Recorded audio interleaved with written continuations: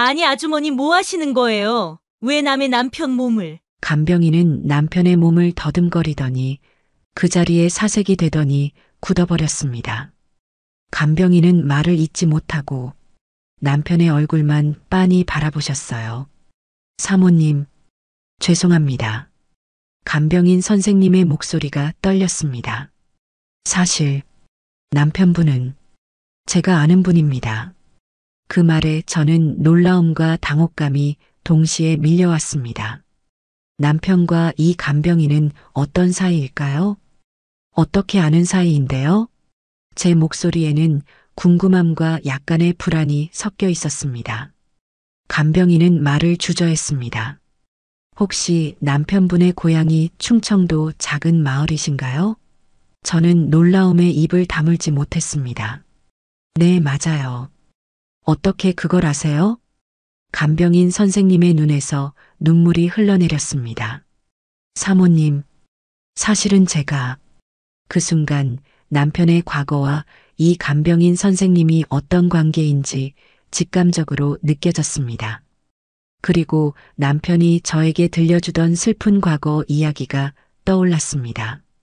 저는 서울 청담동에서 태어났습니다. 저희 아버지는 대대로 내려오는 성운 의료재단의 이사장이셨고 3대째 의사 집안이었죠. 저희 집은 청담동의 고급 아파트에 살았고 항상 운전기사와 가정부 아주머니가 계셨습니다.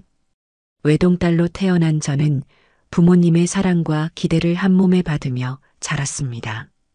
어릴 때부터 피아노, 발레, 영어, 수학 등 모든 과목에 과외를 받았고 항상 최고의 교육을 받았죠. 집안이 의사 집안이라 초등학교 때부터 의사가 되는 것은 당연하다고 생각했어요. 그래서 공부도 중학교, 고등학교 항상 최상위권을 유지했습니다. 고등학교 졸업 후 저는 당연히 서울대학교 의과대학에 입학했습니다. 부모님은 크게 기뻐하셨고 파티도 열어주셨어요. 지혜는 앞으로 우리 병원 이끌어갈 훌륭한 의사가 될 거야. 대학에 들어가서도 저는 항상 1등이었습니다. 하지만 그때의 저는 교만했고 어렸어요.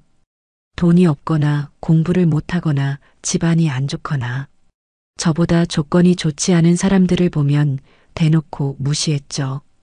그렇게 의대 생활을 하던 어느 날 제 인생을 완전히 바꿔놓을 한 남자를 만나게 됐습니다.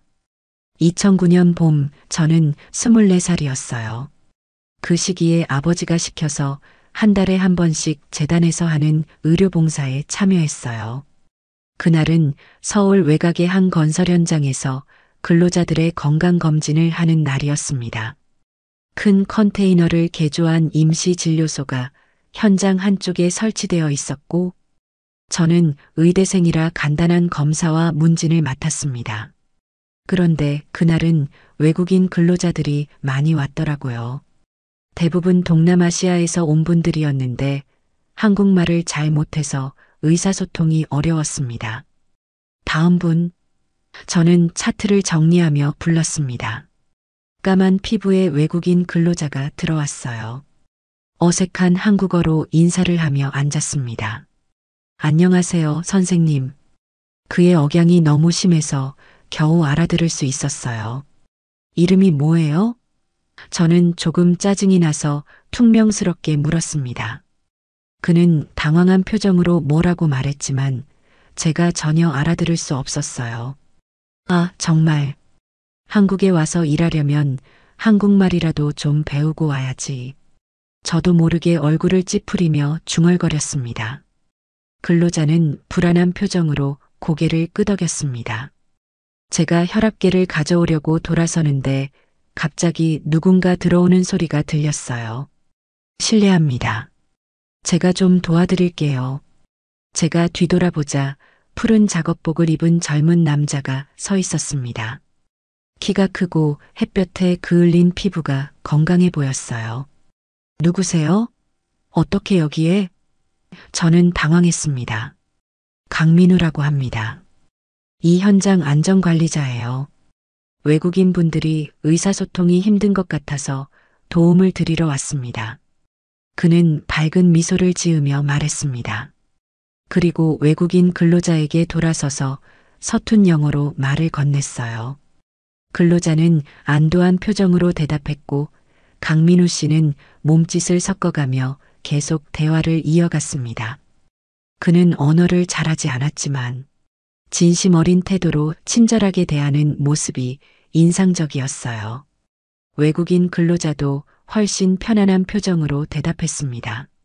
하지만 그 모습조차 저는 보기 싫었어요. 당신 누구세요? 왜 끼어들어요? 현장 안전관리자입니다. 그는 여전히 친절한 표정으로 대답했습니다. 외국인 동료들이 불편해하는 것 같아서 도와드린 건데 혹시 제가 잘못한 게 있을까요? 동료요? 제가 비꼬듯이 말했습니다. 이딴 곳에서도 동료가 있나 보네요. 그의 표정이 약간 굳었지만 여전히 차분했습니다. 모든 일하는 사람들은 동료지요. 현장에서는 국적이나 지위 상관없이 서로 돕는 게 당연합니다. 동료 같은 건 됐고요. 우리 같은 사람들은 여기에 오래 앉아 있을 사람이 아니에요. 바쁜 시간 내서 오는 거니까 방해하지 마세요. 제 말에 그의 눈빛이 바뀌었습니다. 그러나 소리를 지르거나 화를 내지 않고 오히려 더 차분하게 말했어요. 의료는 특권이 아니라 권리입니다. 아픈 사람들에게는 다 평등해야 합니다. 그 말이 저를 찔렀습니다. 하지만 저는 자존심이 상해서 더 강하게 대응했어요. 평등? 됐네요. 당신 같은 사람들은 이런 의료 혜택이 얼마나 비싼지 모르겠지요. 그의 목소리는 더욱 단단해졌습니다. 돈으로 사람의 가치를 매기시나요? 참 안타깝네요. 가진 것이 없다고 해서 존엄성까지 없는 건 아닙니다. 제 얼굴이 화끈거렸습니다. 누군가 저에게 이렇게 말하는 상황은 태어나서 처음이었어요. 안타깝다고요? 말이 심하시네요. 여기 이 건물, 우리 아버지 재단 거예요. 당신 해고할 수도 있어요. 저는 위협적인 말투로 말했습니다. 그러나 그는 전혀 동요하지 않았어요. 오히려 미소를 지으며 말했습니다. 괜찮습니다. 제 양심을 지키는 게 일자리보다 중요합니다. 얼마든지 해고하세요. 저는 할 말을 잃었습니다. 그의 당당한 태도와 원칙을 지키려는 모습에 무언가가 제 마음을 흔들었어요. 하지만 그때는 그 감정을 인정하기 싫었습니다. 다음 환자 들어오세요. 저는 대화를 끊고 소리쳤습니다. 그는 가볍게 고개를 숙여 인사하고 나갔습니다. 하지만 그의 모습이 계속 제 머릿속에 맴돌았어요. 다음 날 저는 강민우를 만나기 위해 현장을 다시 찾아갔습니다. 화가 났던 것 같아요. 저를 무시했다고 생각했고 어떻게든 제 우월함을 증명하고 싶었습니다. 저에게 무릎 꿇는 모습을 보고 싶었어요. 건설 현장에 도착했을 때 저는 멀리서 강민우를 발견했습니다. 그는 안전모를 쓰고 다른 근로자들과 함께 일하고 있었어요. 저는 핸드폰을 꺼내 사진을 찍기 시작했습니다. 아버지한테 보고할 거예요. 일 제대로 안 하면 당신을 오늘 다 싹 다 해고야. 마치 그가 들을 수 있는 것처럼 큰 소리로 말했습니다. 현장 근로자들이 저를 이상하게 쳐다봤지만 저는 아랑곳하지 않았어요. 한참을 그렇게 사진을 찍고 있는데 강민우가 저를 발견하고는 다가왔습니다. 왜 다시 오신 거예요? 오늘은 검진이 없는데요? 그는 정중하게 물었지만 눈빛은 경계하는 듯 했습니다. 당신들 일 제대로 하나 확인하려고요. 저는 오만한 태도로 대답했습니다.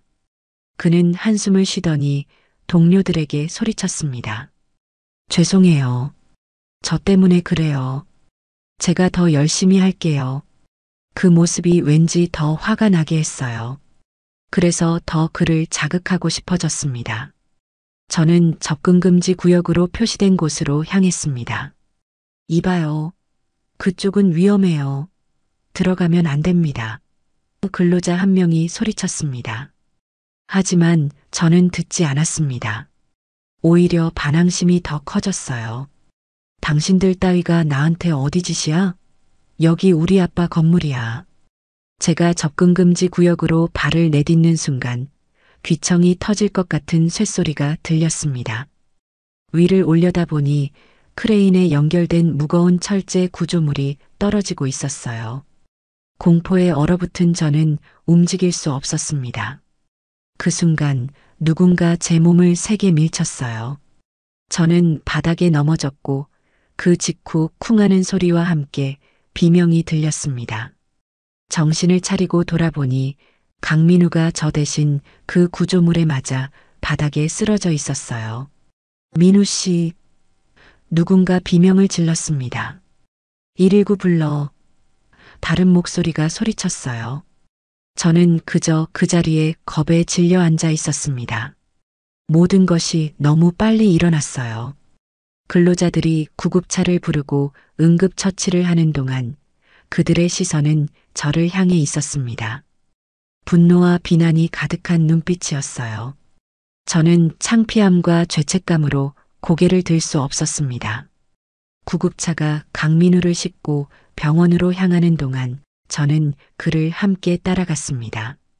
병원은 다행히 저희 가족이 운영하는 병원이었기 때문에 빠르게 치료를 받을 수 있었어요. 진단 결과 그는 다행히 생명에는 지장이 없었지만 어깨와 다리에 심한 부상을 입었고 여러 갈비뼈가 부러졌다고 했습니다.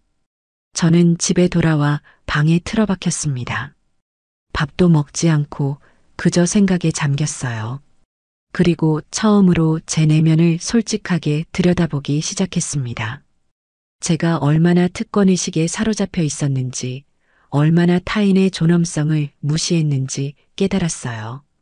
그리고 그것이 얼마나 잘못된 것인지도요. 다음 날 저는 용기를 내어 병원으로 했습니다. 강민우의 병실 앞에 서서 한참을 망설였어요. 들어가야 할까? 아니면 그냥 돌아갈까? 마음속에선 갈등이 계속되었지만 결국 노크를 했습니다. 들어오세요. 약한 목소리가 들렸습니다. 문을 열고 들어가자 강민우는 침대에 누워 있었습니다. 얼굴은 창백했고 여러 곳이 붕대로 감겨 있었어요. 그는 저를 보고 놀란 표정을 지었습니다. 안녕하세요. 제가 조심스럽게 인사했습니다. 그의 표정에는 의외라는 기색이 역력했습니다. 저는 침대 옆 의자에 조심스럽게 앉았습니다. 무슨 말부터 해야 할지 몰라 한참을 침묵했어요. 많이 아프세요? 겨우 입을 열었습니다. 괜찮습니다. 며칠 안에 퇴원할 수 있대요. 그가 약하게 미소를 지었습니다. 그 미소를 보자 갑자기 눈물이 났습니다. 저는 참지 못하고 흐느끼기 시작했어요. 죄송해요. 정말 죄송합니다. 제가 그는 침대에서 상체를 약간 일으키려다 통증에 얼굴을 찌푸렸습니다.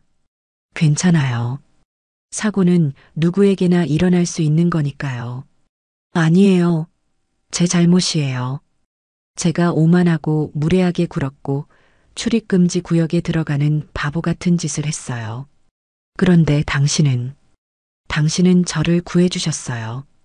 눈물을 닦으며 마음속에 있던 질문을 드디어 꺼냈습니다. 당신을 그렇게 무시했는데 저를 왜 구해주셨나요? 강민우는 잠시 생각에 잠기더니 진지한 표정으로 말했습니다. 사람의 생명은 지위나 배경에 상관없이 소중해요. 당신도 마찬가지고요. 그 말은 제 마음을 강하게 울렸습니다. 저는 항상 사람의 가치가 그들의 배경, 재산, 학벌에 따라 다르다고 생각했어요. 하지만 그의 눈에는 모든 사람이 동등하게 소중했던 거죠. 저는 그날 밤 강민우의 병실에서 오래 머물렀습니다. 처음에는 미안함 때문이었지만 점차 그와의 대화가 편안하게 느껴졌어요. 그리고 그의 인품에 점점 더 깊은 감동을 느꼈어요. 내일 또 와도 될까요? 떠나기 전에 물었습니다. 물론이죠. 그가 따뜻하게 미소 지었습니다. 그날부터 저는 매일 병원을 찾았습니다. 그리고 강민우라는 사람에 대해 많이 알아가기 시작했죠. 그러던 어느 날이었어요. 민우는 자신이 살아온 과거에 대해 이야기해주기 시작했어요. 그 이야기는 민우에 대한 제 마음을 더 크게 만들었습니다. 저는 충청도의 작은 마을에서 태어났어요. 부모님과 동생 민수, 이렇게 네 식구였죠. 아버지는 소규모 건설업체에서 일하셨고, 어머니는 동네 식당에서 일하셨어요. 우리는 그다지 부유하지는 않았지만 행복했습니다. 그의 얼굴에 잠시 미소가 번졌다가 이내 사라졌어요. 그런데 1997년 IMF 외환위기가 왔어요. 아버지가 일하던 회사가 부도나고 거기에 아버지가 회사 동료의 대출 보증을 서주셨던 것까지 겹쳐서 엄청난 빚을 떠안게 되었어요. 아버지는 그 스트레스를 이기지 못하고 어느 날 갑자기 집을 나가셨어요. 짧은 편지 한 장만 남기고요. 미안하다. 그게 마지막 말씀이었습니다. 그의 목소리가 약간 떨렸습니다. 저는 그의 손을 잡아주었어요. 어머니는 그 후로 더 열심히 일하셨어요. 식당 일에 청소일까지 하시면서 저희를 키우셨죠. 하루에 몇 시간 주무셨는지 기억도 안 나요. 항상 피곤해 보이셨지만 언제나 저희에게 웃어주셨어요. 강민우는 잠시 말을 멈추고 강물을 바라보았습니다. 그런데 얼마 지나지 않아 어머니가 일하시던 식당에서 큰 가스 폭발 사고가 났어요. 그렇게 어머니도 그의 눈에서 눈물이 흘러내렸습니다. 저도 모르게 그의 어깨를 감싸 안았어요. 정말 힘들었겠어요. 제가 중얼거렸습니다. 그 후 저와 동생은 보육원으로 보내졌어요. 하지만 거기서도 함께 있지 못했죠. 동생은 얼마 지나지 않아 다른 가정에 입양되었고 저는 혼자 남았습니다. 그 후로 동생을 찾으려고 많이 노력했지만 쉽지 않았어요. 저는 말문이 막혔습니다. 제가 그동안 누려왔던 풍요로운 삶과 비교해 너무나 다른 세계였으니까요. 보육원에서 나온 후에는 여러 일을 전전했어요. 공사장에서 막노동도 하고 식당에서 설거지도 했죠. 20살 때 우연히 만난 공사장 팀장님이 저를 많이 도와주셨어요. 기술도 가르쳐 주시고 자격증도 따도록 도와주셨죠. 그래서 지금은 안전관리자로 일하게 된 거고요. 남들보다 가진 게 적어도 마음만은 부자로 살자. 그게 제 삶의 철학이 되었어요. 물질적으로는 부족해도 마음까지 가난해질 필요는 없으니까요. 그의 이야기를 들으며 저는 깊은 감동과 함께 부끄러움을 느꼈습니다. 제가 얼마나 큰 특권 속에 살아왔는지, 그리고 그것을 당연하게 여기고 있었는지 깨달았어요. 그날 이후로 저는 강민우를 더욱 존경하게 되었습니다. 그리고 그와 함께하는 시간이 점점 더 소중하게 느껴졌어요. 그렇게 몇 개월이 지나자 저는 확실히 알게 되었습니다. 제가 강민우를 사랑하고 있다는 것을요. 어느 여름날 밤 우리는 도심의 작은 공원에 앉아 있었습니다. 별이 몇 개 보이는 밤하늘 아래 저는 용기를 내어 마음을 털어놓기로 했어요. 민우 씨, 할 말이 있어요. 무슨 일이에요? 저 민우 씨를 좋아해요. 그냥 친구로서가 아니라 사랑하는 마음으로요. 제 고백에 그는 놀란 표정을 지었습니다. 그리고 깊은 한숨을 내쉬었어요. 지혜 씨, 우리는 너무 다른 세계에 살고 있어요. 당신은 의사가 될 사람이고 저는 그냥 건설 현장 일꾼이에요. 저는 마음을 졸였어요. 거절당할 것 같았거든요. 하지만 그래도 당신과 함께하고 싶네요. 최선을 다해서 행복하게 해드릴게요. 저는 기쁨에 차서 그를 안았습니다. 그 순간이 제 인생에서 가장 행복한 순간 중 하나였어요. 그렇게 우리는 연인이 되었습니다. 민우는 일을 마치면 항상 저를 만나러 왔어요. 비가 오나 눈이 오나 피곤해도 한 번도 약속을 어긴 적이 없었습니다. 그의 성실함과 진심 어린 태도는 저를 점점 더 깊이 사랑에 빠지게 했어요. 우리는 함께 공원을 산책하고 영화를 보고 작은 식당에서 밥을 먹으며 행복한 시간을 보냈습니다. 그렇게 행복한 시간을 보내던 어느 날 저는 이상한 증상을 느꼈습니다. 평소보다 쉽게 피곤해지고 아침마다 메스꺼움을 느꼈어요. 설마 확인을 위해 약국에서 임신 테스트기를 구입했어요. 떨리는 손으로 검사를 마치고 결과를 확인했습니다. 2줄 양성 반응이었어요. 임신이라고? 저는 화장실 바닥에 주저앉아 한참을 넋을 잃고 있었습니다. 이 상황을 어떻게 받아들여야 할지 몰랐어요. 기쁨, 두려움, 혼란, 모든 감정이 뒤섞였습니다. 의대생인 저에게 임신은 계획에 없던 일이었어요.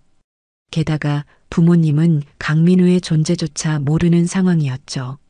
수많은 생각이 머릿속을 맴돌았습니다. 저는 며칠 동안 이 사실을 민우에게 말하지 못했어요. 어떻게 말해야 할지, 그의 반응이 어떨지 두려웠습니다. 부모님께 말하면 분명 강민우와 헤어지라고 강요할 테고 어쩌면 낙태까지 요구할지도 모른다고 생각했어요. 그건 저도 민우도 원치 않는 일이었죠. 일주일 동안 혼자서 고민하다가 결국 용기를 내어 민우에게 전화했습니다. 민우 씨, 오늘 꼭 만나야 할 것 같아요. 중요한 얘기가 있어요. 우리는 한강변의 조용한 벤치에서 만났습니다. 저는 그에게 바로 말했어요. 민우 씨, 제가 임신했어요. 그는 잠시 아무 말도 하지 못했습니다. 눈이 커지고 입이 약간 벌어진 채로 저를 바라보기만 했어요. 정말, 정말이에요? 그가 겨우 입을 열었습니다. 네. 병원에서 확인했어요. 그의 반응은 제가 예상한 것과 완전히 달랐습니다.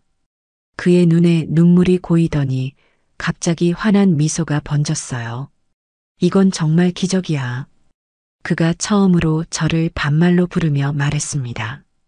그리고는 저를 꼭 안아주었어요. 기쁜 거예요? 저는 조심스럽게 물었습니다. 당연하지. 우리 아이잖아. 우리의 아이. 그의 진심 어린 기쁨에 저도 안도의 눈물을 흘렸습니다. 하지만 현실적인 문제들이 여전히 남아 있었어요. 하지만 어떻게 해요? 부모님도 모르는 상황이고 제 학업도 있고. 민우는 제 손을 꼭 잡고 진지하게 말했습니다. 내가 책임질게.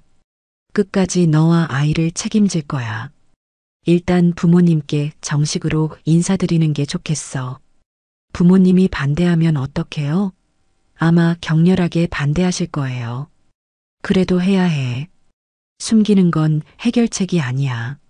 내가 당당하게 너희 부모님을 뵙고 내 진심을 보여드릴게. 저는 무서웠지만 그의 말이 옳다는 것을 알았습니다. 더 이상 숨길 수는 없었어요. 드디어 부모님께 민우를 소개하기로 한 날이 왔습니다. 토요일 저녁 부모님이 집에 계실 시간을 택했어요. 그날 아침부터 저는 너무 긴장해서 아무것도 먹지 못했습니다. 민우도 평소보다 더 단정하게 차려입고 작은 선물까지 준비해 왔어요. 괜찮아, 지혜야. 내가 옆에 있잖아. 민우가 제 떨리는 손을 잡아주었습니다. 너무 무서워요. 당연히 처음에는 놀라시고 화도 내실 거야. 하지만 우리의 진심은 전해질 거라 믿어. 우리는 깊은 숨을 들이쉬고 현관벨을 눌렀습니다. 가정부 아주머니가 문을 열어주셨고 저희를 보자 놀란 표정을 지으셨어요. 아가씨, 누구신가요? 아빠, 엄마 계세요? 같이 드릴 말씀이 있어요. 거실에서 신문을 보고 계시던 아버지와 차를 마시던 어머니가 저희를 보자 표정이 굳으셨습니다. 지혜야, 이 사람은 누구니? 아버지가 안경을 고쳤으며 물으셨습니다. 아빠, 이분은 강민우 씨예요. 제 남자친구입니다. 부모님의 얼굴에서 놀람이 역력했습니다. 어머니는 차 잔을, 아버지는 신문을 내려놓으셨어요. 안녕하세요, 서 이사장님, 사모님. 강민우라고 합니다. 민우가 정중히 인사했습니다. 앉아요.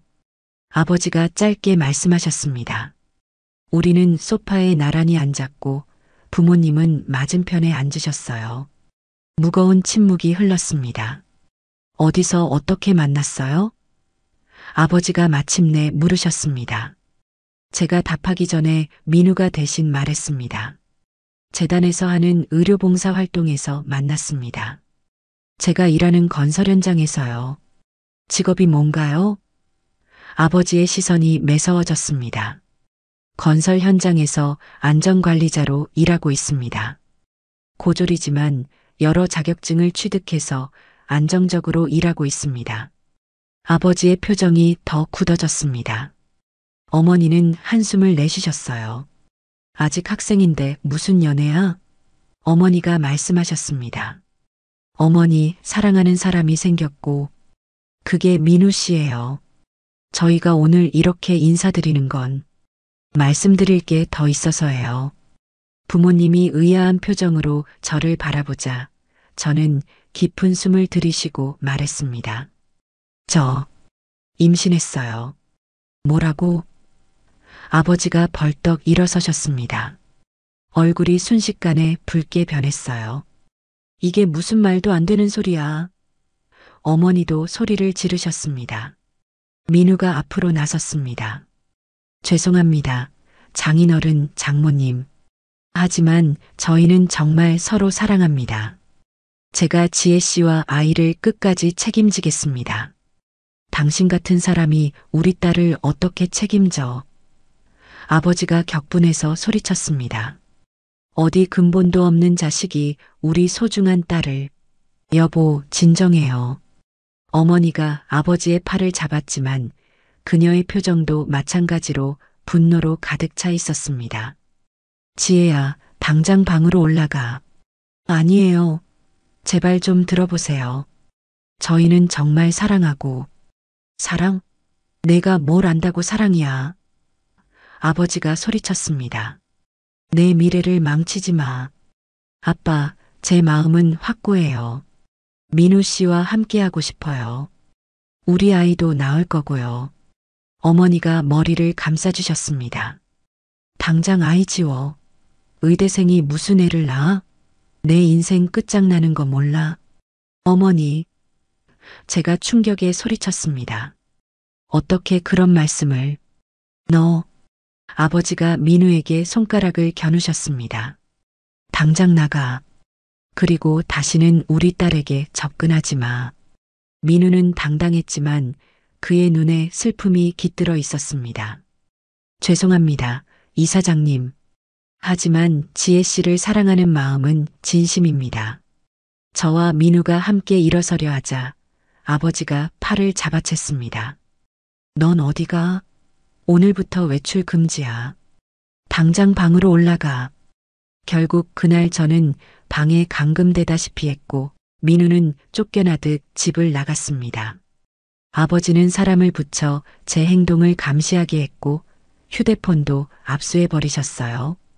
그렇게 3일 동안 저는 방에만 있었습니다. 식사는 가정부 아주머니가 방으로 가져다 주셨고 아무도 저와 대화하지 않았어요. 그리고 4일째 되는 날 어머니가 방에 오셨습니다. 내일 병원 예약했다. 9시야, 준비하고 있어. 조용히 수술할 거야. 아무도 모를 거니까 걱정 말고. 무슨 병원이요? 저는 물었지만 이미 답을 알고 있었습니다. 이제 와서 모르는 척하지 마. 절대 안 돼요.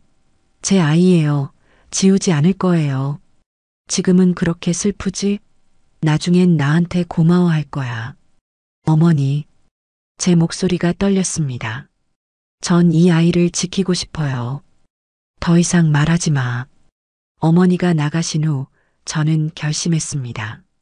더 이상 여기 있을 수 없다고요. 밤이 깊어지자 저는 조용히 짐을 쌌습니다. 몇 벌의 옷과 필요한 물건들, 그리고 비상금을 작은 가방에 넣었어요. 휴대폰은 없었지만 제 노트북이 있어서 민우에게 메일을 보낼 수 있었어요. 내일 아침 7시 우리 집 근처 공원에서 만나요. 꼭 와야 해요.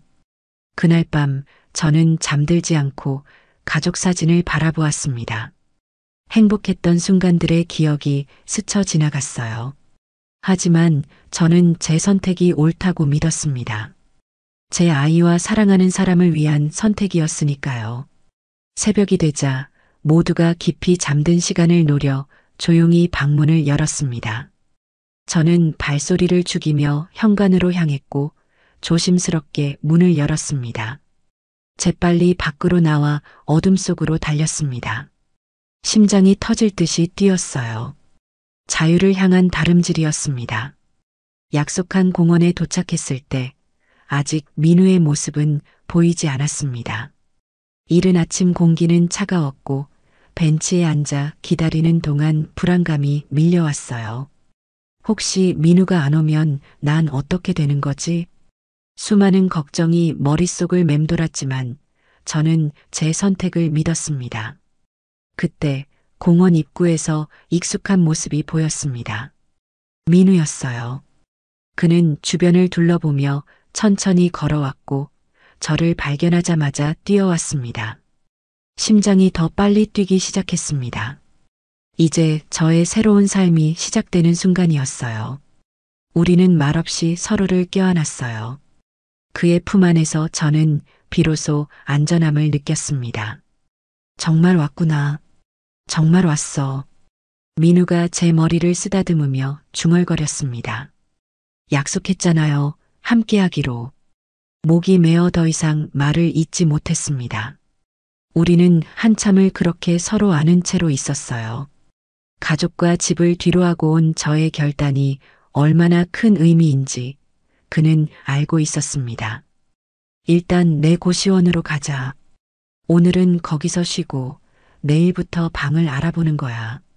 민우의 고시원은 서울 외곽의 오래된 건물 4층에 있었습니다. 좁고 허름한 방이었지만 그날만큼은 세상에서 가장 안전한 곳으로 느껴졌어요. 좁아서 미안해. 민우가 불편한 듯 말했습니다. 아니에요. 함께 있을 수 있어서 좋아요. 그날 저녁 우리는 앞으로의 계획을 세웠습니다. 민우는 이미 경기도 외곽에 있는 월세방을 몇 군데 알아봐 두었다고 했어요. 내일 함께 가보기로 했죠. 지혜야. 민우가 조심스럽게 물었습니다. 학교는 어떻게 할 거야? 저는 한숨을 내쉬었습니다. 제가 의대를 그만두게 된다는 건 이미 예상했던 일이었지만 실제로 직면하니 쉽지 않았어요. 일단 휴학 신청을 해야 할 것 같아요. 아니면 자퇴. 하지만 지금은 그게 중요하지 않아요. 우리 아이가 더 중요해요. 민우는 제 손을 꼭 잡아주었습니다. 내가 공부하고 싶으면 나중에 다시 할 수 있게 도울게. 약속할게. 다음 날 우리는 경기도 외곽의 한 동네로 향했습니다. 그곳은 서울에서 1시간 넘게 걸리는 곳이었어요. 집주인 아주머니가 우리를 반지하 방으로 안내했습니다. 10평 남짓한 단칸방이었어요. 창문은 작았고 햇빛이 거의 들어오지 않았습니다. 습기 때문인지 벽지 몇 군데가 들떠 있었고 구석에는 곰팡이 자국도 보였어요. 그게 우리의 첫 집이었습니다. 이사하는 날 저는 처음으로 제 손으로 집 청소를 했습니다. 고무 장갑을 끼고 화장실 변기를 닦는 일, 걸레로 바닥을 닦는 일, 이런 집안일은 처음이었어요. 가정부 아주머니가 항상 다 해주셨으니까요. 이렇게 하는 거 맞아요? 걸레를 짜면서 민우에게 물었습니다. 그는 미소 지으며 제게 다가와 걸레 짜는 법을 가르쳐 주었어요. 이렇게 3개 짜야 물이 덜 떨어져. 그리고 구석부터 닦는 게 좋아. 민우는 제가 모르는 모든 것을 친절하게 가르쳐 주었습니다. 빨래 세탁기 돌리는 법, 쌀 씻는 법, 반찬 보관하는 법. 모든 게 처음이었지만 그와 함께라 재미있게 배울 수 있었어요. 우리는 결혼식도 없이 그렇게 함께 살기 시작했습니다. 법적으로는 부부가 아니었지만 서로에게 남편과 아내라고 부르며 새 생활에 적응해 갔어요. 생활은 정말 달라졌습니다. 청담동 펜트하우스에서 경기도 외곽 반지하 단칸방으로 하루아침에 환경이 급변했어요.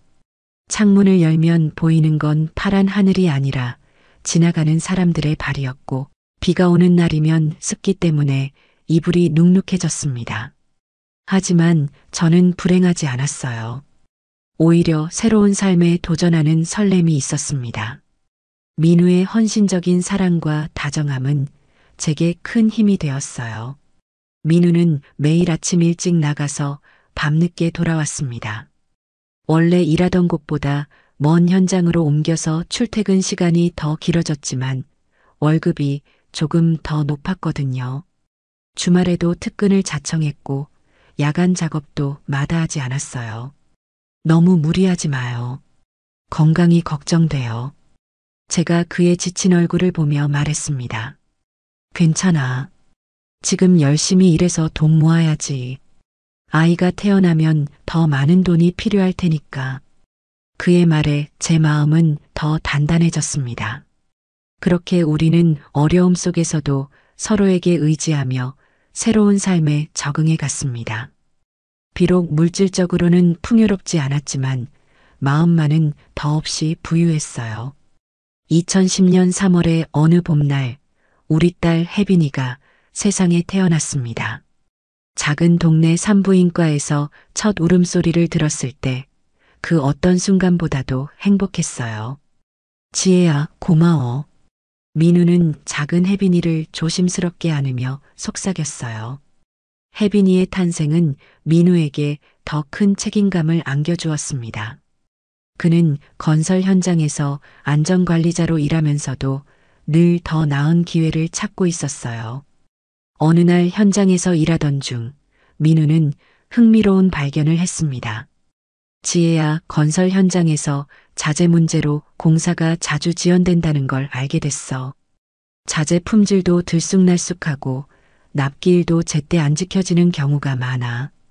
그가 퇴근 후 혜빈이를 안고 말했습니다. 그게 큰 문제인가요? 응, 생각보다 심각해. 특히 중소건설업체들은 대기업처럼 자재 확보가 쉽지 않거든. 그런데 나한테 아이디어가 하나 있어. 민우의 아이디어는 간단했습니다. 중소건설업체들에게 품질 좋은 자재를 적시에 공급하는 서비스를 제공하는 것이었어요. 그가 안전관리자로 일하면서 쌓은 현장 경험과 인맥이 큰 자산이 될 수 있었습니다. 혜빈이가 돌이 되던 해 민우는 현장 팀장님의 도움으로 첫 번째 기회를 얻었습니다. 소규모 건설 현장에 철근과 시멘트를 공급하는 일이었어요. 자본금이 부족했지만 민우의 성실함을 알던 자재상 사장님이 외상으로 자재를 내주겠다고 했습니다. 그렇게 한 건 2건 일이 늘어났고 혜빈이가 2살이 되었을 때 민우는 작은 사무실을 얻을 수 있었습니다. 강민우 건설자재라는 간판도 달았어요. 그리고 혜빈이가 초등학교 고학년이 될 무렵 민우의 회사는 강민우 그룹으로 성장했습니다. 직원 수는 100명이 넘었고 연간 매출액도 수십억을 넘어섰습니다.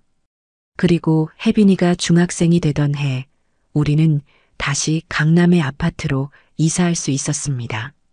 하지만 민우는 성공했음에도 항상 겸손함을 잃지 않았어요. 그는 어려운 시절을 잊지 않고 주변의 어려운 이웃들을 돕는 일에 앞장섰습니다. 사람은 어디서 왔는지 잊지 말아야 해. 민우는 종종 말했습니다. 내가 이렇게 성공할 수 있었던 건 운이 좋았던 거야. 그 운을 다른 사람들과 나눠야지. 그렇게 세월이 흘러 2024년 민우는 건설업 쪽에서 꽤 인정받는 기업인이 되었습니다. 친환경 건설 자재 분야의 선두주자로 해외 시장까지 진출했고 많은 자산을 보유한 성공한 사업가가 되었어요. 혜빈이는 15살에 밝고 재능 있는 청소년으로 성장했고 우리 가족은 그 어느 때보다 행복했습니다. 어느 날 저녁 테라스에서 서울의 야경을 바라보며 민우가 물었습니다. 지혜야, 처음에 나랑 도망쳐 나올 때 후회한 적 있어? 저는 그의 손을 꼭 잡았습니다. 단 한 번도요. 가장 행복한 선택이었어요. 나도 그래. 넌 내 인생의 가장 큰 축복이야.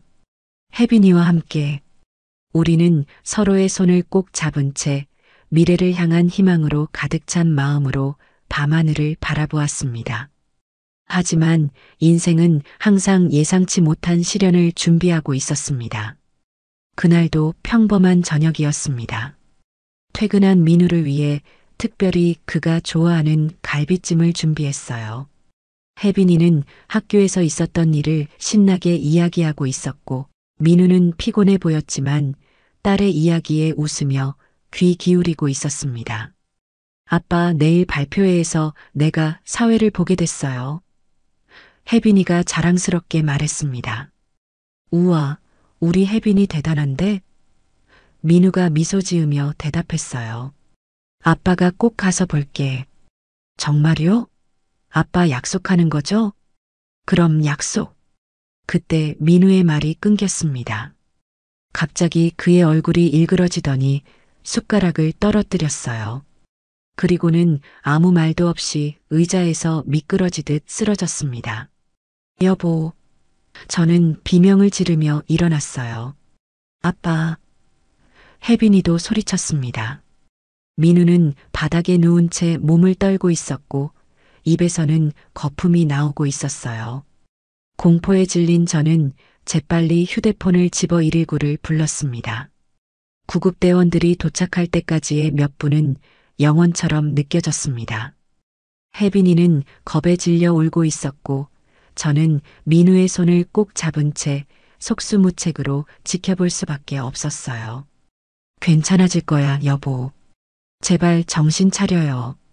마침내 구급대원들이 도착했고 신속하게 민우를 들것에 옮겼습니다. 응급실은 혼란스러웠습니다. 의사들이 민우를 중환자실로 옮기는 동안 저는 접수대에서 여러 서류를 작성해야 했어요. 손이 너무 떨려서 글씨를 쓰기도 힘들었습니다. 보호자분이신가요?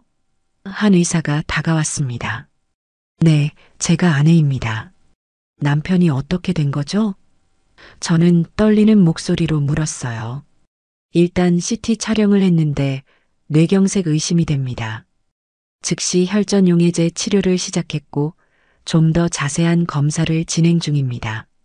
뇌경색이요? 중풍이라는 말인가요? 저는 믿기지 않았어요. 민우는 아직 40대 중반인데 어떻게 이런 일이. 네, 흔히 중풍이라고 하는 질환입니다. 발병 원인은 여러 가지가 있을 수 있지만 과로와 스트레스가 큰 요인일 가능성이 높습니다. 최근에 특별히 스트레스를 많이 받으셨나요? 네. 회사 일로 스트레스를 많이 받았을 거예요. 한 번도 제대로 쉰 적이 없어요. 그랬군요. 초기에 적절한 치료가 중요합니다. 지금 최선을 다하고 있으니 너무 걱정하지 마세요. 의사의 말은 위로가 되지 않았습니다. 세상이 무너져 내리는 것 같았어요. 중환자실 앞 의자에 앉아 멍하니 앞을 바라보며 기도했습니다. 제발 민우가 괜찮아지게 해주세요. 혜빈이의 얼굴은 눈물로 범벅이 되어 있었어요. 엄마, 아빠 어떻게 됐어요? 혜빈이가 떨리는 목소리로 물었습니다. 아빠는 지금 치료받고 계셔. 의사 선생님들이 최선을 다하고 계시니까 우리도 기도하자. 저는 최대한 침착하게 대답했지만 제 목소리에도 두려움이 묻어 있었어요. 그날 밤 저는 혜빈이와 함께 병원 근처 모텔에서 묵었습니다.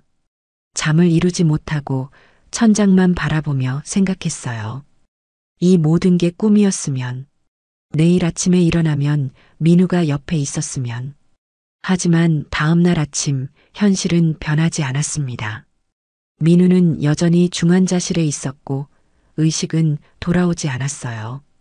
의사는 자세한 설명을 해주었습니다. 뇌 일부 부위에 혈류가 차단되어 심각한 손상이 있습니다. 현재는 급성기를 지나고 있지만 의식 회복 시기는 예측하기 어렵습니다. 완전히 회복될 수 있나요? 저는 떨리는 목소리로 물었습니다.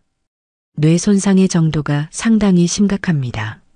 일부는 재활 치료를 통해 회복될 수 있지만 일부는 영구적일 수도 있어요. 의식이 돌아오기까지 시간이 필요할 수 있습니다. 그 말을 듣는 순간 제 두 다리가 후들거렸습니다. 민우가 예전처럼 건강하게 돌아오지 못할 수도 있다는 생각에 숨이 막혔어요. 첫 주는 악몽 같았습니다. 매일 병원에 출근하듯 가서 중환자실 면회 시간을 기다렸고 짧은 면회 시간 동안 민우의 손을 잡고 이야기를 했어요. 그는 듣지 못하는 것 같았지만 저는 포기하지 않았습니다. 여보, 나 지혜예요. 당신이 빨리 깨어나서 우리랑 집에 돌아갔으면 좋겠어요. 혜빈이도 아빠가 너무 보고 싶대요. 이틀, 사흘, 일주일이 지나도 민우의 상태는 크게 변하지 않았습니다. 의료 장비의 도움으로 호흡과 심장 박동은 안정적이었지만 여전히 의식은 없었어요.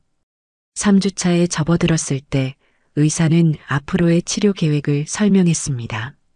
이제 급성기는 지났고 상태도 꽤 안정적입니다. 원하신다면 가정에서 간병하실 수 있습니다. 물론 특수 의료 장비와 전문 간병인의 도움이 필요합니다. 정기적인 외래 진료도 계속 받으셔야 하고요. 저는 잠시 고민했습니다. 병원이 안전하겠지만 집이라면 더 편안한 환경에서 민우를 돌볼 수 있을 것 같았어요. 무엇보다 혜빈이가 아빠와 함께 있을 수 있을 테고요. 집에서 간병하고 싶어요. 제가 할 수 있는 모든 것을 다 하고 싶습니다. 의사는 필요한 장비와 준비해야 할 것들을 설명해 주었습니다. 그렇게 퇴원 준비를 시작했습니다. 집안에 특수 의료 침대를 들여놓고 필요한 의료 장비들을 구입했어요. 혜빈이의 눈에는 기대와 불안이 함께 있었어요.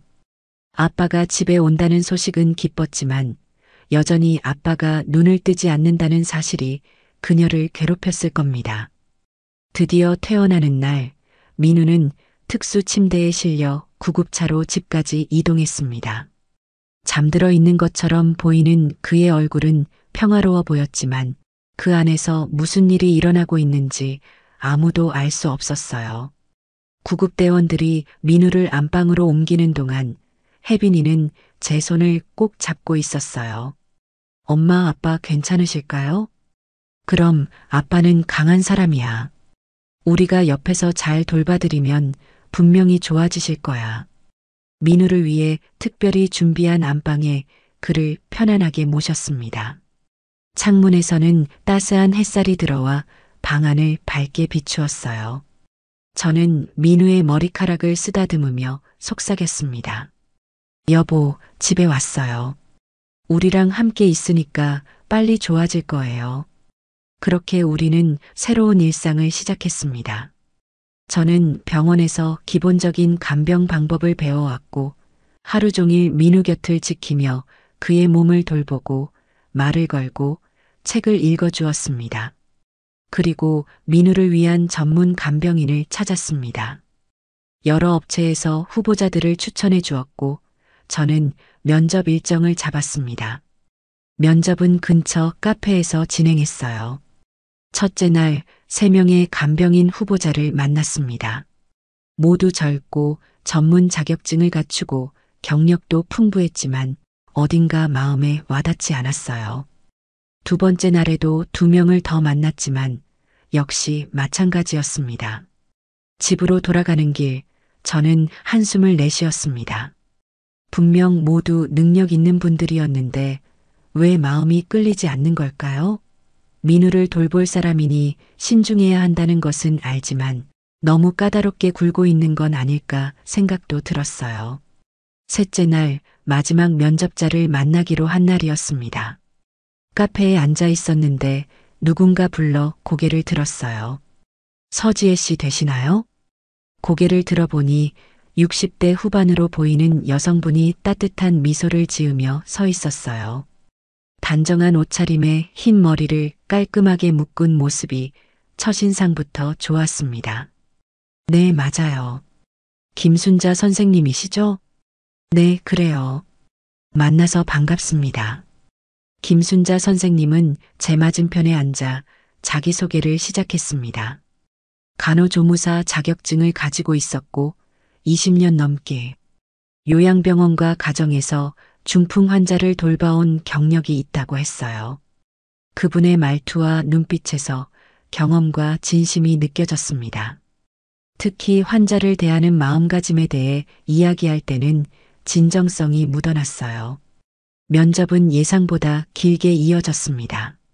간병 방법부터 응급상황 대처법, 그리고 환자와의 소통 방식까지 다양한 이야기를 나눴어요. 김순자 선생님은 모든 질문에 차분하고 진지하게 대답해 주셨습니다. 그때 확신이 들었어요. 이분이라면 민우를 진심으로 돌볼 수 있을 것 같다고. 언제부터 일을 시작할 수 있으세요? 언제든지 가능합니다. 그럼 내일부터 가능할까요? 김순자 선생님은 미소를 지으며 고개를 끄덕였습니다. 네, 그럼 내일 아침 8시에 뵙겠습니다. 카페를 나와 집으로 향하는 길, 마음이 한결 가벼워졌습니다. 왜 그런지 모르겠지만 김순자 선생님을 보면 마치 오래전에 돌아가신 저희 어머니가 생각났어요. 그 따뜻한 눈빛과 차분한 말투가 어딘지 닮았거든요. 집에 돌아와 혜빈이에게 간병인을 구했다고 알려주자 그녀도 안심한 표정이었습니다. 어떤 분이에요, 엄마? 할머니 같은 느낌의 분이야. 경험도 많고 따뜻한 분 같아서 아빠를 잘 돌봐주실 것 같아.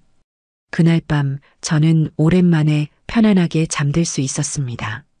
내일부터 김순자 선생님이 민우를 돌봐주실 거라는 생각에 안심이 되었거든요. 하지만 이 만남이 우리 가족에게 얼마나 큰 변화를 가져올지 그때는 전혀 몰랐답니다. 다음 날 아침 저는 평소보다 일찍 일어나 집안을 정리했습니다. 민우의 방도 깔끔하게 청소하고 필요한 물품들도 다시 한번 확인했어요. 김순자 선생님이 오시면 불편함 없이 일하실 수 있도록 준비해 두고 싶었거든요. 8시가 다가오자 초인종이 울렸어요. 안녕하세요. 어서 오세요. 현관문을 열자 김순자 선생님이 단정한 차림으로 서 계셨습니다. 어제보다 더 정갈해 보이는 옷차림에 작은 가방을 들고 계셨어요. 안녕하세요, 사모님. 제가 조금 일찍 왔네요. 아니에요, 잘 오셨어요. 들어오세요. 김순자 선생님을 안으로 모셨습니다. 그녀는 집안을 둘러보며 환경을 파악하는 듯 했어요. 우선 남편분 상태를 봐야 할 것 같은데요. 어디 계신가요? 네, 안방에 계세요. 이쪽으로 오세요. 저는 김순자 선생님을 안방으로 안내했습니다. 민우는 특수 의료 침대에 누워 있었고 산소 공급 장치와 모니터링 기기가 옆에 설치되어 있었어요. 평화롭게 잠든 것 같은 표정이었지만 의식은 여전히 돌아오지 않은 상태였습니다. 저분이 사모님 남편인가요? 김순자 선생님이 물었습니다. 제가 고개를 끄덕이며 대답하려는 찰나 무언가 이상한 일이 벌어졌어요. 김순자 선생님의 얼굴이 갑자기 창백해지더니 온몸이 딱딱하게 굳어버렸습니다. 마치 유령이라도 본 듯한 표정이었어요. 선생님, 괜찮으세요? 그녀는 대답하지 않고 그저 민우의 얼굴을 응시하고 있었습니다. 그녀의 눈에는 믿을 수 없다는 표정과 함께 눈물이 고이고 있었어요. 왜 그러세요? 무슨 일 있으신가요? 김순자 선생님은 여전히 말을 잇지 못했고 떨리는 손으로 민우의 이불을 들추고 이곳 저곳을 보기 시작했어요. 선생님, 뭐 하시는 거예요? 왜 몸을 더듬으시고? 아, 죄송합니다. 겨우 입을 연 김순자 선생님의 목소리는 떨리고 있었습니다. 그녀는 침대 옆에 놓인 의자에 천천히 앉았어요.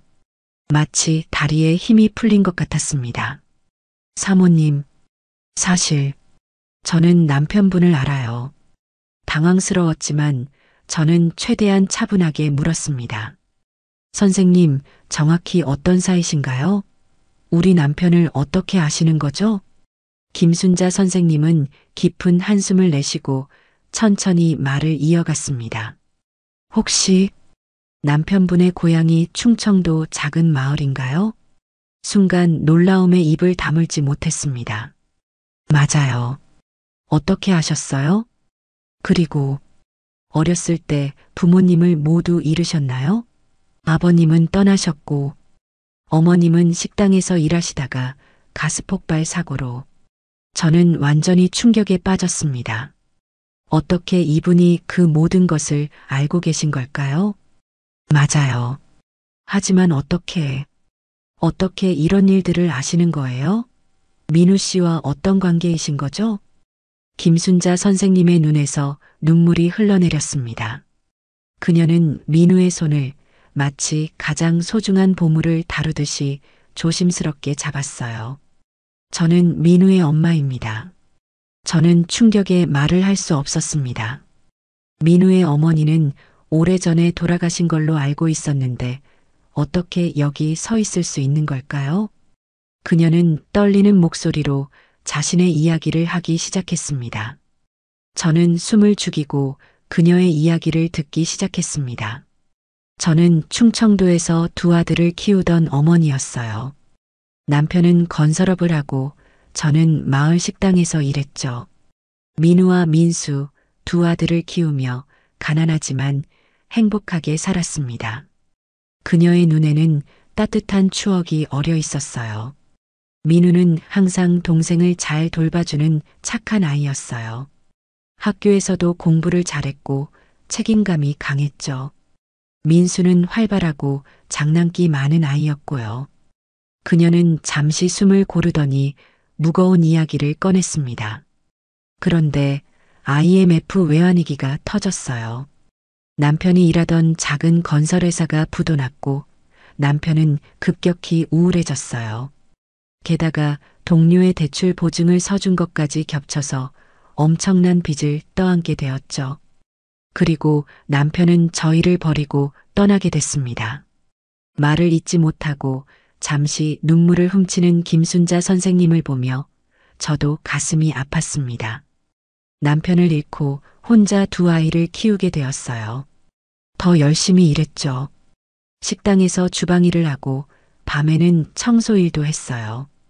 그러던 어느 날 여름 제가 일하던 식당에서 가스 폭발 사고가 일어났어요. 저는 그 사고로 심하게 다쳐서 병원으로 실려갔고 그날부터 제 기억은 끊겼습니다. 김순자 선생님은 잠시 눈을 감았다가 다시 열었습니다. 의식을 잃고 6개월이 지났을 때 저는 겨우 깨어났어요. 하지만 그때는 이미 모든 것이 변해 있었습니다. 그녀의 표정이 고통스러워졌습니다. 눈을 떴을 때 주변에는 아무도 없었어요. 민우도 민수도 없었죠. 제가 누워있던 병실 옆 탁자에는 병원비 독촉장이 수북이 쌓여 있었고요. 치료비는 눈덩이처럼 불어나 있었어요. 의식불명 상태로 6개월이나 있었으니까요. 게다가 재활치료를 제대로 받지 못해 왼쪽 다리가 불편한 상태로 남았어요. 김순자 선생님은 자신의 왼쪽 다리를 가리켰습니다. 지금도 약간 절뚝거리는 것이 눈에 띄었어요. 그때 제 머릿속에는 한 가지 생각밖에 없었어요. 아이들은 어디에 있지? 누구에게도 물어볼 수 없었죠. 병원 사람들도 자세히 알지 못했고요. 간신히 퇴원한 후 저는 마을로 돌아갔어요. 하지만 우리 집은 이미 경매로 넘어가 있었고 아이들의 흔적은 찾을 수 없었습니다. 이웃들은 아이들이 보육원으로 보내졌다고 했어요. 그런데 그곳이 어딘지 알 수 없었어요. 그건 말도 안 돼요. 어머니인데 아이들을 만날 수도 없다니요? 저는 분노를 느꼈습니다. 그때는 지금과 제도가 달랐어요. IMF 시기이기도 했고 서류로 급하게 처리하는 것들도 있다 보니 아이들을 찾는 게 쉽지 않았죠. 그래도 저는 포기하지 않았어요. 다리를 절면서도 여러 보육원을 다 찾아다녔어요. 하지만 어디에서도 민우와 민수를 찾을 수 없었죠. 그렇게 시간이 흐르다 보니 제 체력도 한계에 달하고 먹고 살기도 힘들었어요. 병원비도 갚아야 했고 집도 없고 저도 살아가야 했어요. 잠시 아이들을 찾는 일을 미루고 일자리를 구해야 했어요. 김순자 선생님은 슬픈 미소를 지었습니다. 그렇게 입에 풀칠하면서 정신없이 살다 보니 지금이 됐습니다. 참 부모로서 창피하네요. 아이들을 잊고 자기 먹고 살자고 그렇게 살아왔다는 게. 그렇게 이곳에 들어왔는데 여기에 이렇게 민우가. 그녀는 말을 잇지 못하고 울음을 터뜨렸습니다. 저는 말문이 막혔습니다. 그럼 선생님은 민우 씨 어머니신 거죠? 제가 겨우 목소리를 찾아 물었습니다. 김순자 선생님은 고개를 끄덕였습니다. 네. 그 순간 방 안에 무거운 침묵이 내려앉았습니다. 제 머릿속에는 수많은 생각이 스쳐 지나갔어요.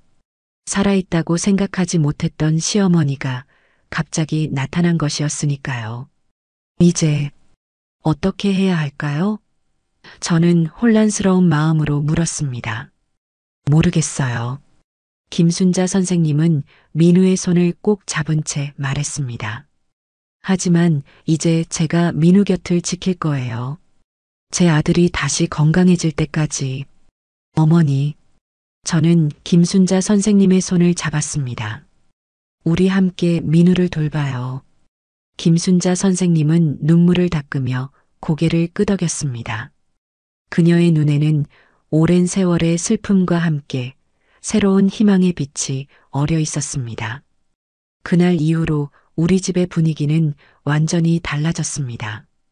김순자 선생님, 아니, 이제는 어머님이라고 불러야겠네요. 어머님은 완전히 다른 사람이 되셨어요. 간병인으로서의 모습을 넘어 어머니로서의 사랑과 정성을 다해 민우를 돌보셨습니다. 어머님의 간병은 정말 놀라웠어요. 의학적 지식과 경험도 풍부하셨지만 무엇보다 그 정성과 헌신이 대단했습니다.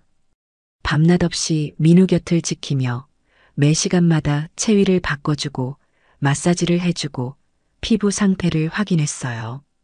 욕창이 생기지 않도록 특별히 신경 쓰셨고 영양 공급도 꼼꼼하게 챙기셨습니다. 어머님, 너무 무리하시는 거 아니에요? 조금 쉬세요. 제가 걱정스럽게 말했지만 어머님은 그저 미소로 답하셨어요. 괜찮아요. 이건 무리가 아니에요. 25년 동안 못해준 것들을 이제라도 해주고 싶어요. 어머님은 민우에게 계속 이야기를 들려주셨습니다. 과거의 추억, 민우와 민수가 어렸을 때 이야기, 그리고 그동안 어떻게 살아왔는지에 대한 이야기까지요. 비록 민우는 아직 의식이 없었지만 어머님은 그 목소리가 어딘가에 닿을 거라고 믿으셨어요. 혜빈이도 어머님을 금세 따르게 되었습니다. 처음에는 간병인 할머니라고 불렀지만 곧 할머니라고 부르기 시작했어요. 어머님은 혜빈이에게 민우의 어린 시절 이야기를 들려주셨고 혜빈이는 그 이야기를 들으며 눈을 반짝였습니다. 할머니, 아빠가 정말 그랬어요? 동생을 업고 학교에 데려갔다고요? 그럼 내 아빠는 어렸을 때부터 책임감이 강했단다. 동생을 정말 아끼고 사랑했지. 그렇게 우리는 점점 가족이 되어 갔습니다. 우리는 교대로 민우를 돌보며 서로에게 의지했어요. 밤이면 어머님과 함께 차를 마시며 이야기를 나누었습니다. 어머님은 민우의 어린 시절 이야기를 들려주셨고, 저는 민우와의 첫 만남부터 결혼, 혜빈이의 탄생까지 모든 이야기를 들려드렸어요. 그렇게 우리는 점점 더 가까워졌습니다. 시어머니와 며느리가 아니라 그냥 서로를 아끼는 두 여성으로서요. 그렇게 시간이 흘러 한 달 후 마침내 기적이 일어났습니다. 민우가 눈을 떴어요. 여보. 저는 놀라서 그의 손을 꼭 잡았습니다.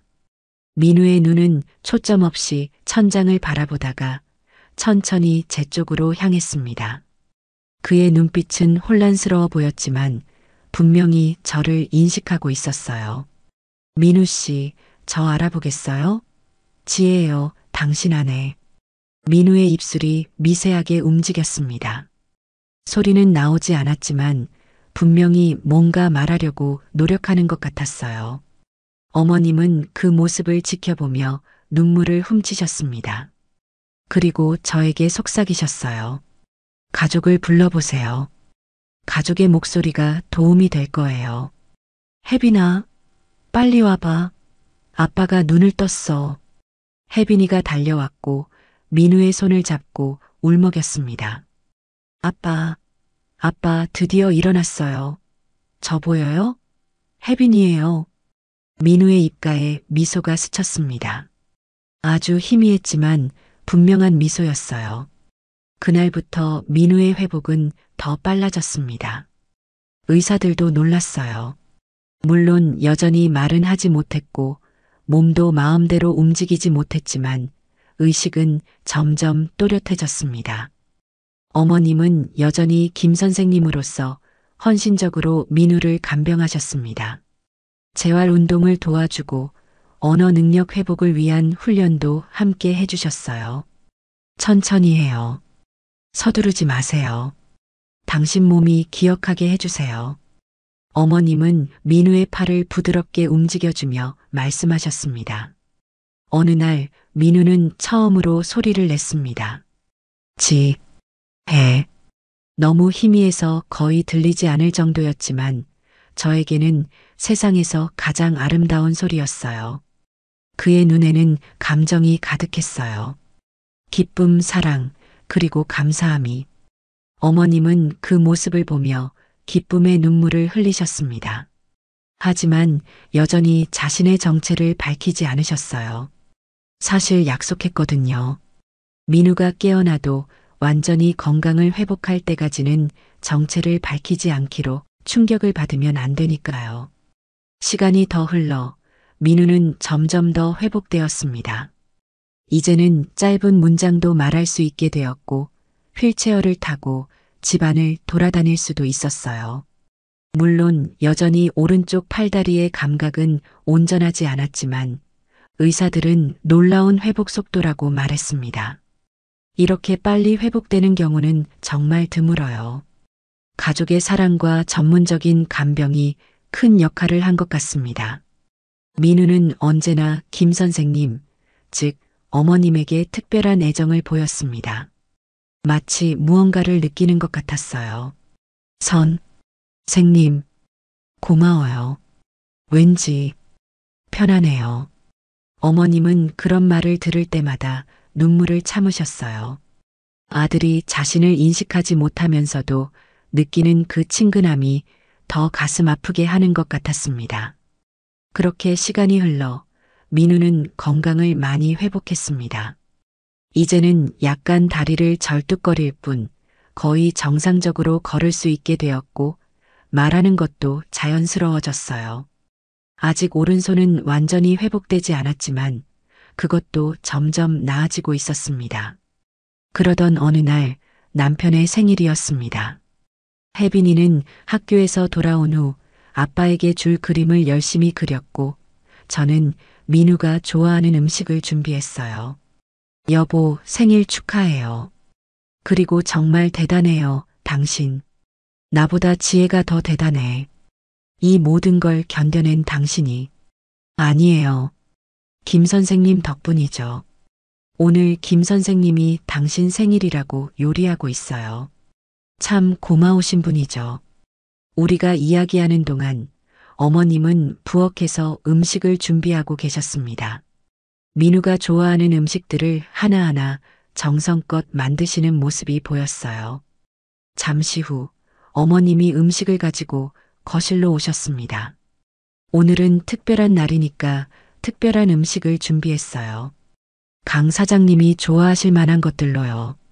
테이블에는 민우가 좋아하는 음식들이 가득했습니다.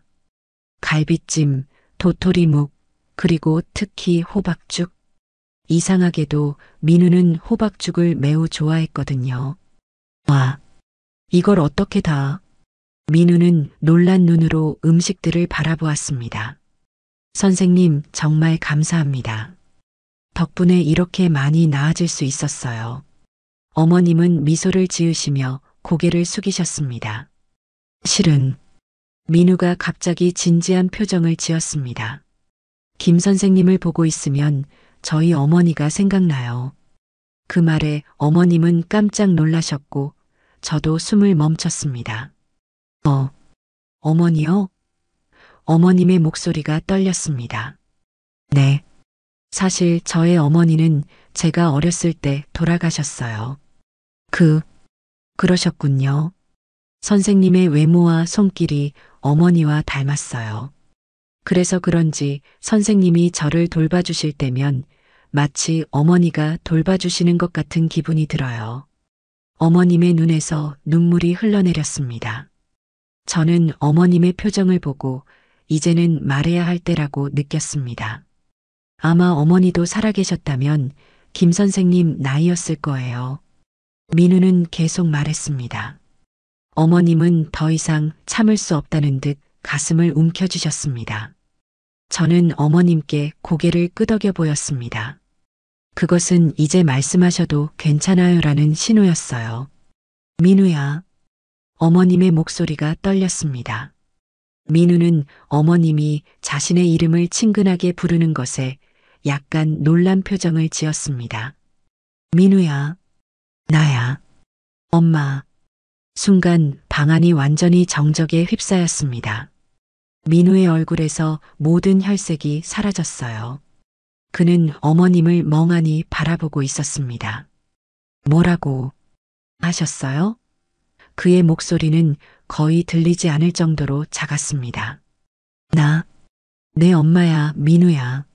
내 엄마 김순자. 민우는 믿을 수 없다는 듯 고개를 천천히 저었습니다. 어머니는 돌아가셨어요. 가스 폭발 사고로. 그리고 이름이 김순자라고요? 김영숙이라고 하지 않으셨어요? 아니야, 민우야. 나는 죽지 않았어. 6개월 동안 의식불명 상태로 병원에 있었을 뿐이야. 그리고 내 진짜 이름은 김순자 맞아. 내가 깨어나고 놀랄까봐 숨긴 거야. 민우의 얼굴에 혼란과 충격이 교차했습니다. 숨을 제대로 쉬지 못하는 것 같았어요. 여보, 진정해요. 제가 민우의 손을 잡았습니다. 당신의 어머니 맞아요. 정말 살아계셨던 거예요. 민우는 믿을 수 없다는 듯 고개를 저었습니다. 어머님은 떨리는 손으로 가방에서 낡은 사진을 꺼내셨습니다. 우리 가족 사진이야. 민우는 사진을 받아들고 한동안 바라보았습니다. 그리고 고개를 들어 어머님의 얼굴을 자세히 살폈어요. 어머님은 25년이라는 세월이 흘렀지만 눈빛만은 여전히 같았습니다. 그 눈이 정말 어머니? 어쩐지 마침내 민우의 눈에서 눈물이 흘러내렸습니다. 한 방울, 두 방울, 그리고 마침내 참았던 감정이 폭발하듯 흘러나왔어요. 어머니. 민우는 일어나 어머님을 향해 몇 걸음 걸어갔습니다. 어머님도 일어나 아들을 향해 걸어가셨어요. 두 사람은 서로를 바라보며 25년이라는 긴 세월의 간극을 뛰어넘어 마침내 서로의 품에 안겼습니다. 내 아들, 내 아들. 어머님은 민우의 등을 쓰다듬으며 흐느끼셨습니다. 어머니, 정말 어머니 맞아요? 민우는 여전히 믿기지 않는다는 듯 물었습니다. 그래, 민우야. 엄마야. 정말 오랜 시간이 걸렸구나. 두 사람은 한참을 그렇게 서로 부둥켜 안고 흐느꼈습니다. 저와 혜빈이는 그 모습을 바라보며 함께 눈물을 흘렸어요. 이것은 기적이었습니다. 25년이라는 세월을 뛰어넘어 다시 만난 모자. 그것도 이렇게 우연히. 어머님은 천천히 두 사람이 떨어져 있던 25년의 이야기를 해주셨어요. 그런 일이 있었군요. 민우는 충격에 빠진 듯 말했습니다. 미안해, 민우야. 더 열심히 찾았어야 했는데. 내가 어리석었어. 내가 바보였고, 내가 비겁했다. 어머님은 여전히 눈물을 훔치셨습니다. 아니에요, 어머니. 어머니의 잘못이 아니에요. 민우는 어머님의 손을 꼭 잡았습니다. 이제 함께해요, 어머니. 이제부터는 함께. 어머님은 고개를 끄덕이셨고, 그런 다음 혜빈이를 바라보셨습니다. 그리고 이렇게 예쁜 손녀도 생겼네. 혜빈이는 수줍게 미소 지었습니다. 할머니. 그 소리에 어머님의 눈에서 다시 눈물이 흘러내렸습니다. 그날 밤 우리 가족은 오랜 시간 이야기를 나눴습니다. 어머님은 지난 25년 동안의 이야기를 들려주셨고, 민우는 자신이 어떻게 보육원에서 자랐는지, 동생과 어떻게 헤어졌는지에 대해 이야기했어요. 민수는 지금도 못 찾은 거죠? 민우가 물었습니다. 응, 아직 찾지 못했어. 꼭 찾을 거예요, 어머니.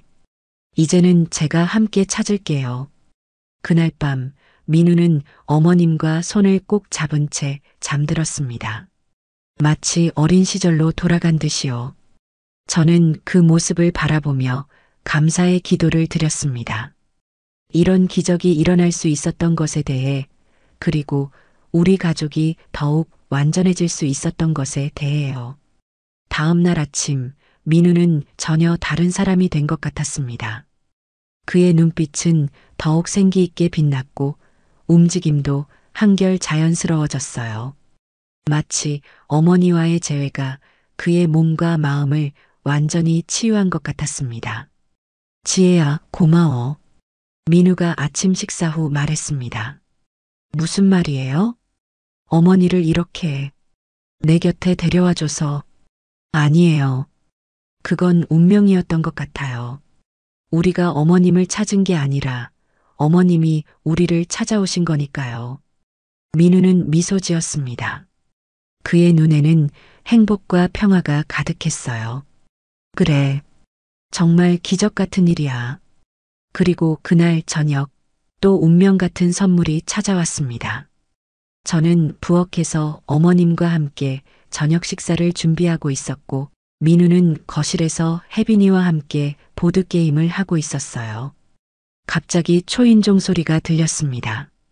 내가 나가볼게요. 혜빈이가 문 쪽으로 달려갔습니다. 잠시 후 혜빈이가 조금 당황한 표정으로 거실로 돌아왔어요. 엄마, 아빠, 모르는 아저씨가 왔어요. 할머니를 찾으시는데. 내가 나가볼게. 민우가 일어섰습니다. 민우가 현관으로 향하는 동안 어머님과 저는 부엌에서 나와 거실로 왔어요. 현관에서 민우와 낯선 남자의 목소리가 들렸습니다. 실례합니다. 김순자 여사를 찾고 있는데요. 이 주소가 맞나요? 네, 맞습니다만. 찾으시는 이유가 뭐죠? 그때 민우가 그 남자 얼굴을 빤히 보더니 갑자기 얼굴색이 변했어요. 40대 초반으로 보이는 그 남자는 민우와 비슷한 키에 조금 더 마른 체형이었어요. 눈매는 어머님을 닮았고 턱선은 민우와 비슷했습니다. 낯선 남자도 민우를 빤히 쳐다보고 있었습니다. 그리고 미소 지었죠. 그때 어머님이 천천히 앞으로 나오셨어요. 민수야 왔구나. 민우의 눈이 크게 떠졌습니다. 순간 방 안에 완전한 정적이 흘렀어요. 시간이 멈춘 것만 같았습니다. 사실 어머니는 남편의 동생인 민수와 이미 몇 년 전에 재회한 상황이었어요. 어머니가 자신의 정체를 밝히고 다음 날 민수를 데려오는 깜짝 이벤트를 준비한 거였죠. 두 형제는 서로를 바라보았어요. 한 사람은 44세, 다른 한 사람은 41세. 하지만 그들의 눈빛은 마치 16과 13살로 돌아간 것 같았습니다. 민수야. 민우의 목소리가 떨렸습니다. 형. 그리고 두 형제는 서로에게 달려가 꽉 끌어안았습니다. 25년이라는 시간의 강을 뛰어넘어 마침내 다시 만난 형제. 그 모습을 보며 우리 모두는 눈물을 흘렸어요. 형, 보고 싶었어? 민수가 흐느꼈습니다. 나도 너무 보고 싶었어, 민수야. 어머님은 두 아들을 함께 안으셨어요. 그 순간 제 마음속에 따뜻한 감동이 밀려왔습니다. 이것은 기적이었어요. 한 가족이 25년 만에 완전히 재회한 기적. 혜빈이가 제 옆으로 다가와 손을 잡았습니다. 엄마, 저분이 삼촌이에요? 그래, 혜빈아. 아빠의 동생, 내 삼촌이야. 혜빈이는 호기심 어린 눈으로 민수를 바라보았습니다. 그날 저녁, 우리는 함께 식탁에 둘러앉았어요. 식사 자리는 마치 축제와 같았습니다. 민수는 자신의 이야기를 들려주었어요. 저는 보육원에서 2년 정도 있다가 입양되었어요. 다행히 좋은 양부모님을 만났죠. 하지만 항상 제 진짜 가족에 대한 그리움이 있었습니다. 그러다 어머니를 먼저 찾게 되었고, 이렇게 형까지 만나게 되다니, 민수의 눈에 다시 눈물이 고였습니다. 그렇게 우리는 또다시 감동적인 재회의 순간을 맞게 됐습니다. 그리고 시간이 흘러 어느 주말, 우리 가족 모두가 함께 있을 때 어머님이 말씀하셨습니다. 내 두 아들과 며느리, 그리고 예쁜 손녀까지. 이게 다 꿈인 것만 같아. 꿈이 아니에요, 어머니. 제가 어머님의 손을 잡았습니다. 우리는 정말 가족이 되었어요. 어머님은 눈물을 훔치셨어요. 고마워, 지혜야. 내가 민우를 이렇게 잘 돌봐줘서. 어머님이야말로 민우 씨를 살려주셨잖아요. 어머님의 간호가 없었다면 민우는 우리 둘의 손을 함께 잡았습니다. 우리 모두가 서로를 살렸어요. 그게 가족이 아닐까요? 혜빈이가 갑자기 외쳤습니다. 우리 진짜 행복한 가족이에요. 그 말에 우리 모두는 웃음을 터뜨렸어요. 그렇게 우리는 진정한 가족의 의미를 다시 한번 느꼈습니다. 그러던 어느 날 밤이었어요. 민우가 침대 옆에서 문득 저를 바라보며 말했어요. 지혜야, 나는 이제 내 가족을 모두 되찾았어. 어머니도 동생도. 하지만 지혜는 아니잖아. 그 말에 저는 잠시 할 말을 잃었습니다. 제 부모님과는 15년 전 혜빈이를 가질 때 완전히 관계가 끊어졌으니까요. 글쎄요. 솔직히 모르겠어요. 그래도 한번 찾아뵙는 게 어떨까? 지혜의 가족을 되찾아주고 싶어. 민우의 진심 어린 제안에 제 마음에도 무언가 울림이 있었습니다. 사실 저도 부모님 생각이 자주 났거든요. 특히 혜빈이가 자랄수록 어머니와의 추억들이 떠올랐어요. 그래도 무서워요. 민우는 제 손을 꼭 잡아주었습니다. 걱정 마. 우리가 함께 갈 거야. 그리고 혜빈이도 함께 가면 더 좋지 않을까? 손녀를 보시면 마음이 누그러지실지도 모르잖아. 한번 가볼게요. 부모님을 만나러. 민우는 환하게 웃으며 저를 안아주었습니다. 좋아, 언제 갈까? 이번 주말. 그때 가는 게 좋을 것 같아요. 그렇게 우리는 15년 만에 친정 방문을 계획했습니다. 혜빈이에게는 외할아버지, 외할머니를 만날 거라고 설명해 주었어요. 처음에는 긴장한 모습이었지만 곧 설레는 표정으로 바뀌었죠. 토요일 아침 우리 가족은 서둘러 준비했습니다. 민우는 정장을 입고 깔끔하게 차려입었고 저도 단정한 원피스를 골랐어요. 혜빈이도 예쁜 드레스를 입고 머리를 예쁘게 묶었습니다. 너무 긴장하지 마, 지혜야. 차를 운전하며 민우가 제 손을 꼭 잡아주었습니다. 잘 될 거야. 네. 그러길 바라요. 청담동에 위치한 부모님 댁에 도착했을 때 제 심장은 마구 뛰기 시작했습니다. 아파트 외관은 예전 그대로였지만 왠지 더 작아 보였어요. 아마도 제가 어른이 되어서 그렇게 느껴지는 걸까요? 현관 앞에 서서 저는 떨리는 손으로 인터폰 버튼을 눌렀습니다. 누구세요? 익숙한 목소리가 들렸어요. 어머니의 목소리였습니다. 15년이 지났지만 그 목소리는 제 기억 속에 생생하게 남아 있었어요. 어머니, 저예요. 지혜예요. 잠시 침묵이 흘렀습니다. 그리고 인터폰 너머로 숨막히는 소리가 들렸어요. 지혜야? 네, 어머니. 또 다시 침묵이 이어졌고 곧 문이 열렸습니다. 어머니가 서 계셨어요. 15년 전보다 훨씬 나이 들어 보이셨지만 여전히 우아하고 품이 있는 모습이었습니다. 지혜야. 어머니의 눈에 눈물이 고였습니다. 어머니, 저도 눈물이 나왔어요. 우리는 말없이 서로를 바라보다가 어머니가 먼저 저를 향해 팔을 벌리셨습니다. 저는 그 품에 안겨 오랫동안 참았던 눈물을 쏟아냈습니다. 미안해요, 어머니. 그렇게 도망쳐서 지금까지 연락도 없이 살아서. 아니야, 지혜야. 엄마가 미안해. 우리가 너무 심했어. 항상 내가 보고 싶었단다. 한참을 그렇게 안고 있다가 어머니는 뒤에 서 있는 민우와 혜빈이를 보셨습니다. 반가워요, 민우 씨. 안녕하세요, 장모님. 죄송합니다. 이제 찾아와서. 그리고 여기 우리 딸 혜빈이에요. 민우가 정중하게 인사했습니다. 혜빈이도 공손히 인사했어요. 안녕하세요, 외할머니. 처음 뵙겠습니다. 어머니는 혜빈이를 보자마자 눈물을 참지 못하셨습니다.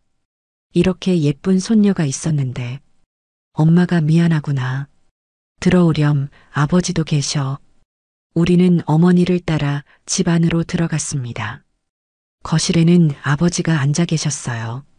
머리는 거의 희끗희끗하게 변해 있었고 안경테 뒤로 보이는 눈에는 세월의 흔적이 깊게 새겨져 있었습니다. 아버지, 제가 떨리는 목소리로 불렀습니다.